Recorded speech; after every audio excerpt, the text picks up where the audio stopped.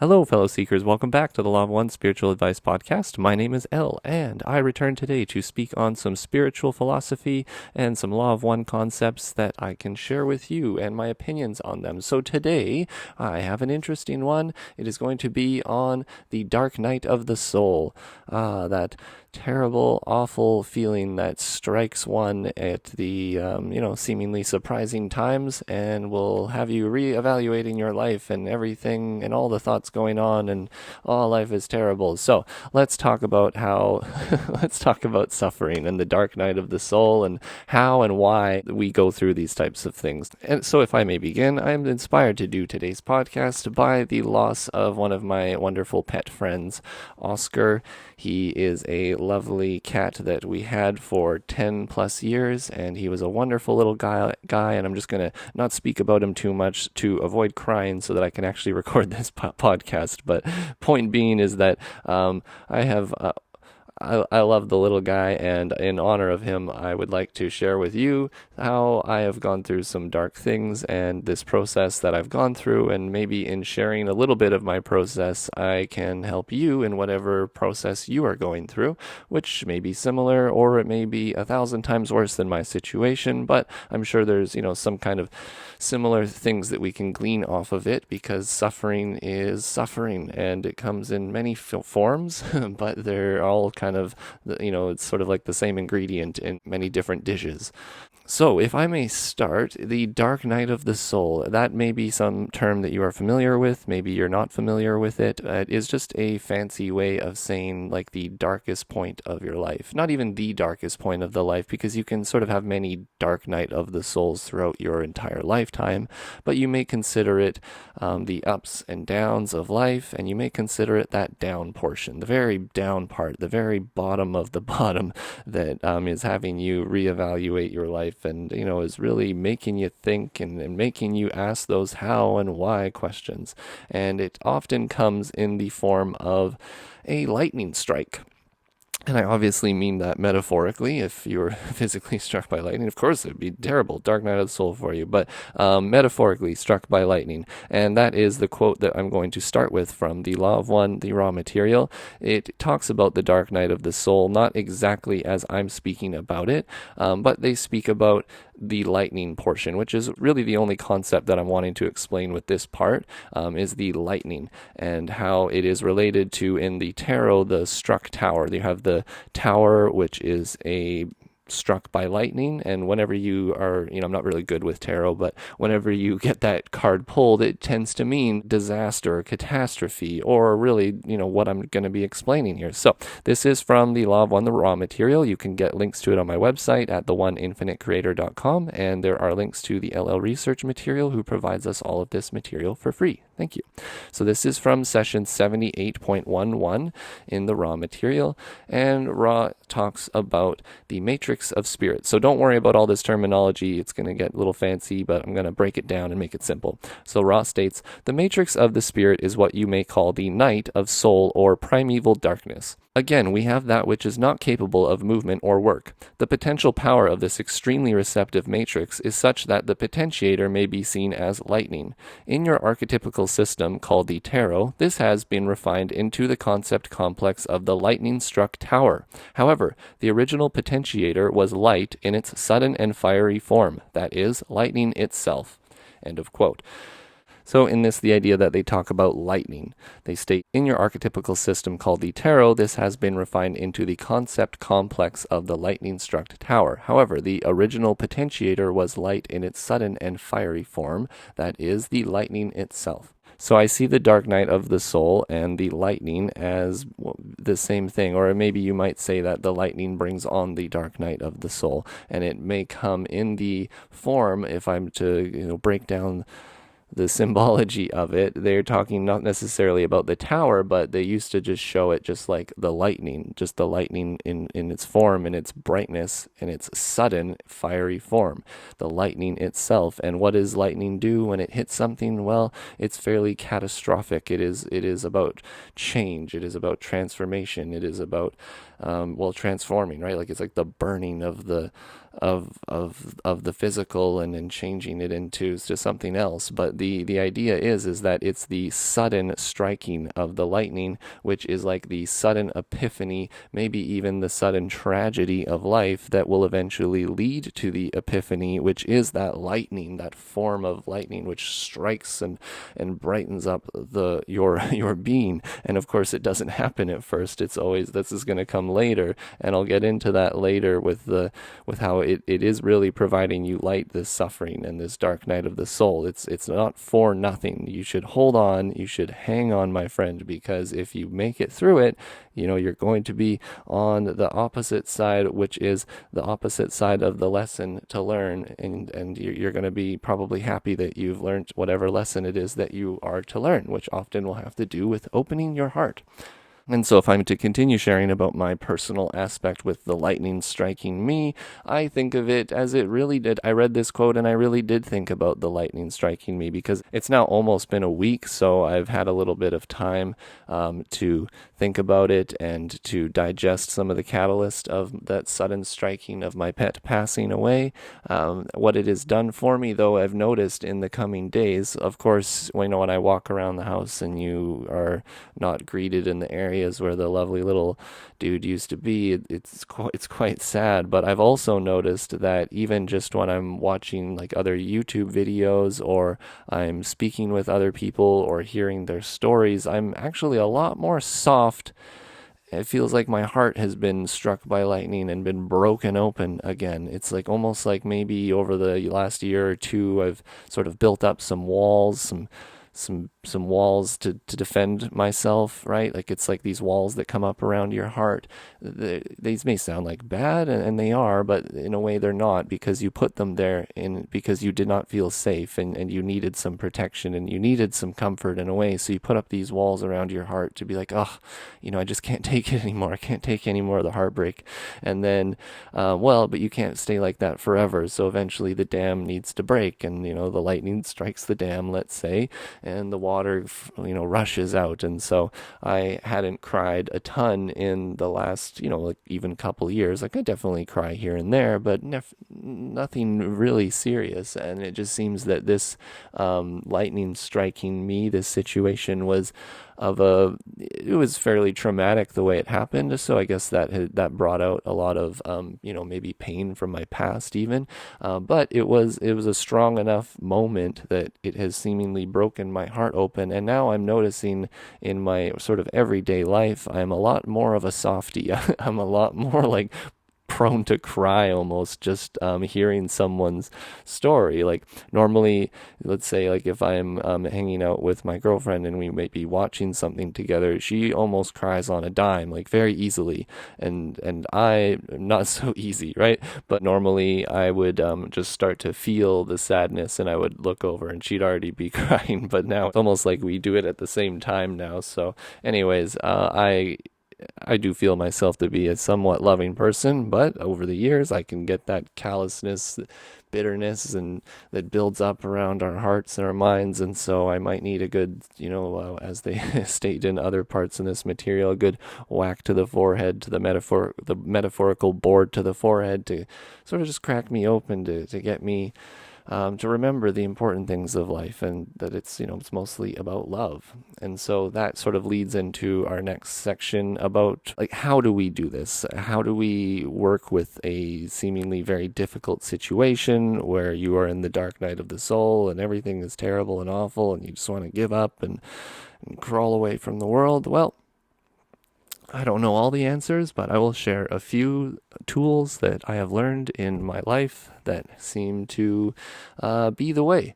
So, first of all, you have to digest your catalyst. In other words, you have to digest the experience that's happening to you. You can't just push it away into the back of your mind and pretend that it doesn't hurt, because if you put it back there, you're not crying, and if you're not crying, you're not hurting, and therefore problem solved, right?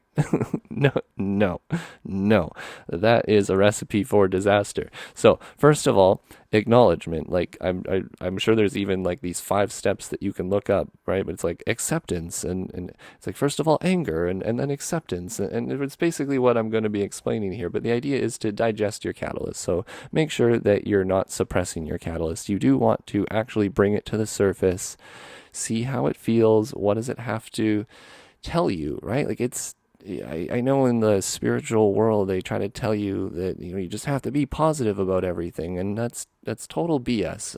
You have to feel the way that you feel, and you do have to take responsibility for those feelings and accountability, and make sense of them, and not necessarily put them onto other people, right? It's like responsibility for the self and the way that you're feeling about it. But you still have to sit with those feelings and feel them, and actually feel them. Like you can feel angry and mad, and you can feel bitter, and you can feel jealous, and you can feel remorseful, and you can just feel like all of these things that you could have done, and all of that. And you know what? Go ahead and feel those feelings. It's a good start. It's a good sort of way to dive into those pool of feelings, and see which ones sort of hold more weight, and which ones maybe don't. Which ones you might seem to think that you might need to sit with a little longer than other ones, or other ones that you're thinking, this is okay now, I can start to let this go. So there you go. Sit with it, feel it out, and then give it time. And this give it time is, I mean it in the immediate sense, but I also mean it in the long form sense too, because I found with healing and going through a dark night of the soul, a terrible experience, it is not like you can just be healed in an evening or in a moment. I mean, you can. I'm not trying to say you can't, but it is often that it is a sort of a long process of healing. We can be hurt, and the hurt can be very deep and difficult. So much so that we have to almost portion it out to ourselves in healing. It's almost like our subconscious is aware that if it drops the whole load on the conscious self, the conscious self will be overwhelmed and will give up. And so, yeah, your subconscious will actually even block things from your conscious mind until it feels that you are ready to deal with it. So my point of giving it time and being patient is that to feel it out, and know that, hey, you can heal in cycles and moments. It's like I can feel good today and feel like, hey, I've done great healing work, but that doesn't mean that if it comes back next week or 2 weeks or 3 weeks from now, or even 3 months or a year from now, that you failed in your healing. You have absolutely not. It is persistence that is going to be key in forgiveness of self, forgiveness of other self. It's usually the the ingredients that you're going to want to be working with. But yes, give it time and be patient, and don't hate yourself for not healing right away. Like, it's sort of a pitfall that I've found. It's sort of like it just comes in ebbs and flows, and when it comes back to you again, it's, like I said, it's the subconscious probably offering it to the conscious at the time, and that it's ultimately ready to accept the thing. So that leading into it's about acceptance. Okay, you need to accept the situation for what it is, and it is through the acceptance that you are able to then transform it into the positive experience, or at least just to the very least to milk out the very smallest lesson or joy or whatever it is from the situation that you can, because a lot of life is suffering. It's terrible and awful, but what else are we here to do but to learn and to share and joy and serve each other? And so just remember that, beyond the suffering, there's those small parts of life that we can try to magnify and put our energy behind, and be a good force for that. But I do understand that the suffering is intense, and so just be patient with yourself, and don't hate yourself for not being perfect and healing right away. Okay, so that now goes into why. Why do we suffer? What is the point? Why must we come into this third density incarnation and behind the darkness and the veil of forgetting, and so that we can suffer? Like, Is what kind of God does that, right? Well, my friend, you are God. You're the creator. We are all the creator. Maybe not the one infinite creator. I mean, as everyone is, but you did this to yourself. Okay, so it's like don't blame anyone for it. We did this to ourselves. Let's say that's a nicer way to put it. But we did it so that we could learn a lesson. And we can only learn those lessons by essentially unplugging ourselves from the knowledge of what is, from the absolute sure knowing that we are all the one infinite creator, just experiencing ourselves in different identities. If we knew that for a fact, we would operate differently and without much investment, you would say, into this lifetime, right? So it's like, because you don't know what's going on and you're like, what the hell, what's happening here? Like, I really want to make sense of this. And it makes you think of you in that version versus the know-it-all who's just like, oh well, it's all good, or I can suffer and I'll die tomorrow and it won't even matter because I'm an infinite part of the creation and I shall just reincarnate again tomorrow in another body, and ha ha ha, suffering is beyond me. And right, so of course there's like easier said than done, and that is a usual thing that comes up. But the idea is you are here to be confused. And so if you're confused and you're like, what the hell is going on, well, that's probably a good thing in a way. Like, I'm going to explain later at the end of this podcast how a lot of this is just to overwhelm your intellect, to force your heart to open. So I'm going to read you this quote from session 21.9, and this is from the raw material, and this is sort of my idea as to, like, why do we suffer? What's the point? So they state here, the incarnation pattern of the beginning third density mind-body-spirit complex begins in darkness, for you may think or consider of your density as one of, as you may say, a sleep and a forgetting. This is the only plane of forgetting. It is necessary for the third density entity to forget, so that the mechanism of confusion or free will may operate upon the newly individuated consciousness complex.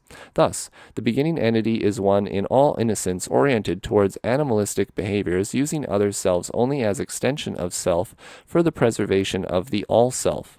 The entity becomes slowly aware that it has needs, shall we say, that are not animalistic, that is, that are useless for survival. These needs include the need for companionship, the need for laughter, the need for beauty, the need to know the universe about it. These are the beginning needs. As the incarnation begins to accumulate, further needs are discovered. The need to trade, the need to love, the need to be loved, the need to elevate animalistic behaviors to a more universal perspective. End of quote. So that may have got a little long there, but the idea is that, at first you are just an animal and you don't necessarily care about these things, at least in the terms of spiritual evolution. I do believe that we are, in the second density are an animal, but even if you weren't even to believe that, and you're just think of yourself as like a human when you were born, if you had no orientation from parents and other humans about you, you would just be an animal. And that's sort of what they've explained here. It's like you start out as a very basic, newly individuated consciousness. And at first, your behaviors are very primal and instinctive and just about preserving the self, preserving the physical self, right? Like, hey, wah, wah, I'm hungry. I need to go to the bathroom. I'm hungry. I'm cold. This is basically, hey, those are your needs, okay? And then they state the entity becomes slowly aware it has needs that are not animalistic. And so these needs are brought to a sort of higher perspective, right? Like need for laughter, companionship, friendship, beauty, art, just to know the universe about you, things like this. And so in my opinion, sometimes this dark night of the soul, and part of what I've learned from this is that, it's like you don't really appreciate things maybe until they're taken away. Maybe it's like I was taking these things for granted, and only in their sort of being now gone from my life can I really reflect on what it's like to have them in my life and out of my life, and what the dynamic is between those two things, and I can sort of be more grateful and respectful for the things that I already have. And it does seem to be a common lesson, like almost no matter what terrible thing is happening to you, that gratitude is the way. That, like, life can be difficult, but if we want to play like the comparison game, we can probably always find somebody who is suffering way more than we are. And so it seems that only when we have something that is taken away from us suddenly, sort of like the grass is always green on the other side, but then you get to the other side and it's just green painted cement, and you're actually sitting on real grass on the other side. So it's like, or it's like you're not being grateful for what you have, and therefore something must be taken away from you so that you realize that you can be grateful for everything you do have. And I don't know why a Bible quote comes to my head, but that's sort of the idea behind that quote in the Bible, that like I'm not very good at this, but to he who has everything, everything will be given, and to he who has nothing, everything will be taken away. Right? Like, you could have somebody who is poor and has like almost nothing, but they adore the love and friendship between them and their family, and they could compare that to somebody who is rich and is spoiled little brat who is just upset with their family. Like, you have that dynamic of those two types of people, of the poor and the rich one, but who really is the rich one, right? Like, the rich one is the poor kid who cherishes the love of their family. And the poor person is the seemingly rich person who has no morals and no values, and their heart is bankrupt. Like, I don't know how else to explain it, but there you go. So I guess a lot of the dark night of the soul is to sort of reinvigorate our hearts to be more grateful, to realize and to that, things maybe aren't as bad as they could be, and the things that you have and the life that you have is worth living, and things maybe aren't so terrible. Which is going to lead into our final quote, which is a little bit longer, but it is from Quo, and it's going to be a lot easier read, and it's more like a human is speaking to you. So with this, I want to get across the point again, which I've already mentioned, but how it seems in this third density that the catalyst that is often offered to us is to baffle the intellect, in order to get us to sort of feel out of control, that, maybe I was going to say our such very strong human self, but, our pitiful human self feeling out of control, that our intellect, doesn't understand what's going on, and maybe our ego doesn't understand the universe and doesn't fully have everything figured out. That's a good thing, because often what it does is it leads you to say, hey, I don't know, this whole intellect, this whole ego thing, like, I don't know how well that feels. I can go down that road for an infinite time of knowledge and seeing who's smarter than who, but really, right, this life is about love. And so it's just like, if you don't see that, then you're probably going to get a lot of metaphorical boards to the forehead. But this quote is, I broke it into two sections, and so the first section is sort of how your intellect can be folly, and I do want to note how it's not completely folly. Your intellect's great. It's there to help serve you, but just some people have a proclivity to only rely on the intellect, and so we need to have knowledge of the sort of difference between the intellect and the heart. And it's funny that I just called it a knowledge. Lol. Okay, so anyways, we're going to read you this quote from Quo, March 15th, 1998. And it starts like this. They state, "And there is that time when loss has occurred, but new life has not become apparent. Those times which this instrument has often called the dark night of the soul are times of gravest pain and bewilderment for many. Certainly the mind grasps the concept of change, and as this instrument was saying earlier, the mind views change as a problem to solve. This is the natural tendency of a brain, and we make this distinction clearly between intellect and consciousness, that the form was created simply to solve problems, to make choices that tend towards the safety and comfort of a physical vehicle. However, when the spirit awakens from earth's pleasant slumber, it beholds not simply the natural processes of a life, not simply the earning of money, the acquisition acquisition of needed items and so forth, but far more acutely, there is the sense of the mind's being unable to grapple with or solve the process of spiritual change. So often, those in the midst of spiritual change do attempt to use the intellect. It is a natural and a common resource. After all, the mind is consulted continuously, is working continuously, and when it is faced with the subtle nuances of that which is deeper than words, it finds itself uncharacteristically boggled. There are things upon which the intellect cannot work. There are situations which the intellect cannot make into a problem to solve. There is that feeling of being out of control, and intellectually speaking, this feeling is accurate, for there is little that the brain can do to promote peacefulness of heart or that wonderful feeling of grace. And this is where we're going to get into how you would want to use the heart, and we can embrace and accept change and therefore transform the suffering. So to use the heart. So they continue. Yet the essence of spiritual change is suffering. There is a shallow suffering to being without a home, keen but not bone deep. There is a deeper degree of suffering in becoming aware of either the depth of suffering of the self or the suffering of the world. And this can crash in upon one with mind-numbing power and intensity and cast one into a great pit of despair. This is part of the creation. This too is to be embraced. Naturally, to embrace the suffering. Here is where the heart may become an ever more helpful and useful resource. For while the mind is an excellent tool for the outer world of decisions within the outer world, it is within the heart and the deeper emotions that spiritual change shall take place. And therefore, it is to the heart that the seeker may reliably and trustfully come, sometimes for comfort, sometimes for encouragement, and sometimes simply for a place to be held and comforted and loved.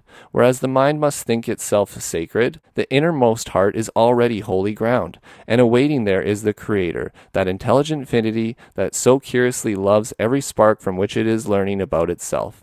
As you sit within this temple and remember the Creator and feel the holiness within, the self may find surcease from pain just for that moment, and oh, what a relief that moment is. End of quote.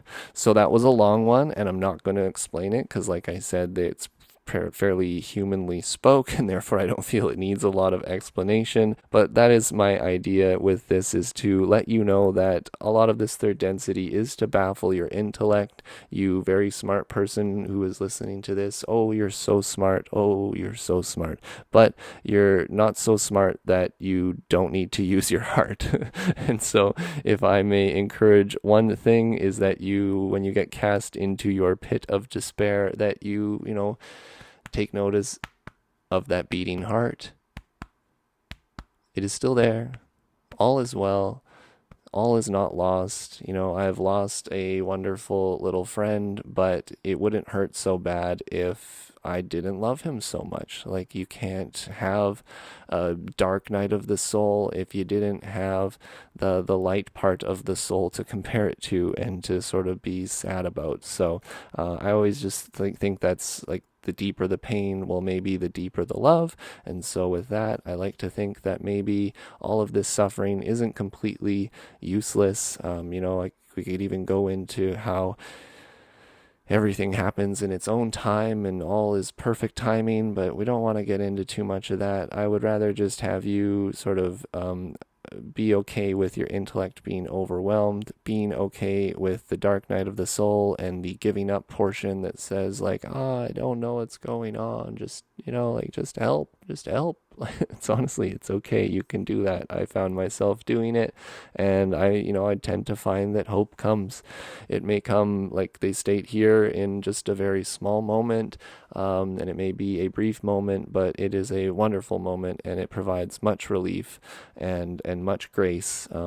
It's much better to sort of seek those moments, those difficult moments through the dark night of the soul, because as you do that, you choose acceptance instead of resistance. You've chosen to look at the experience, to take the lesson and digest it and learn the lesson that you needed to learn from it, instead of just trying to put it away deep in your mind and having it sort of haunt you in your dreams for the rest of your life and come back and shake you up in many, many ways.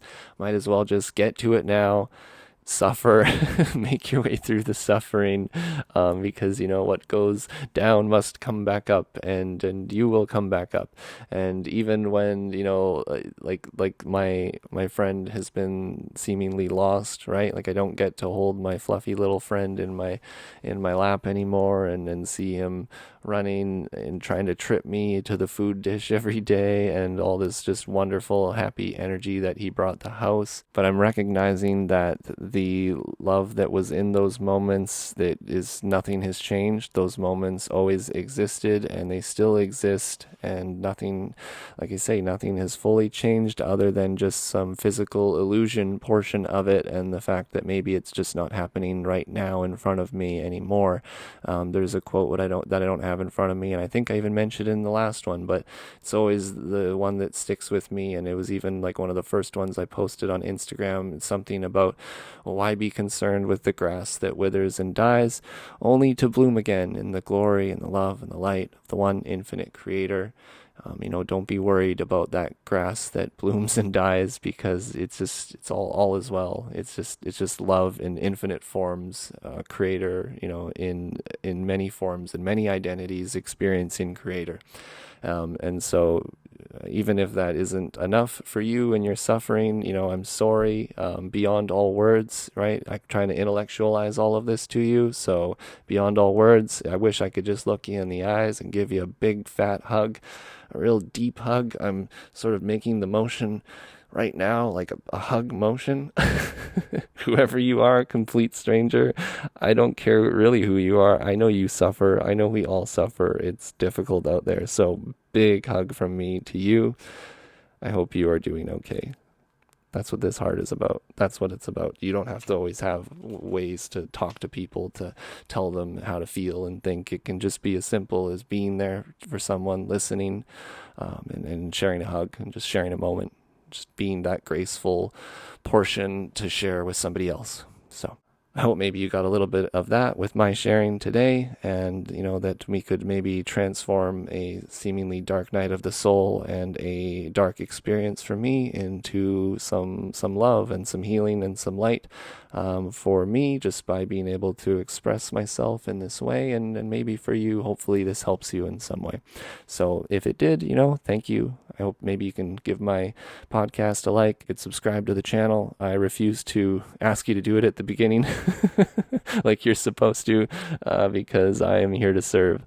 I don't necessarily want to market too much, but yes, that also being said, I am in this to freely give of myself. I do believe that true service, pure service at least, is freely given, and so I give everything of myself for free, the Instagram, all my time and effort, and doing podcasts, finding quotes, art, all of that lovely stuff that I like to do. I like to do it freely. And however, I am a human, and I do have a life and needs. And so if you'd like to join my Patreon, I would, really appreciate that. Immense gratitude for everyone who joins. Thank you, for another year of support. It just really means the world to me that there are people out there who think this is important enough. And, the Instagram stuff obviously is what you're supporting too, that you think it's important enough to freely share with me and support. I don't know. I got nothing else to just say other than I'm grateful, and that I hope you are all doing well out there and having a good start to your new year. New change can be tough, and getting through the dark parts of winter can be tough as well. But we are on the up and up, and the sun is rising again. So, my friends, I love you. All is well, and take care.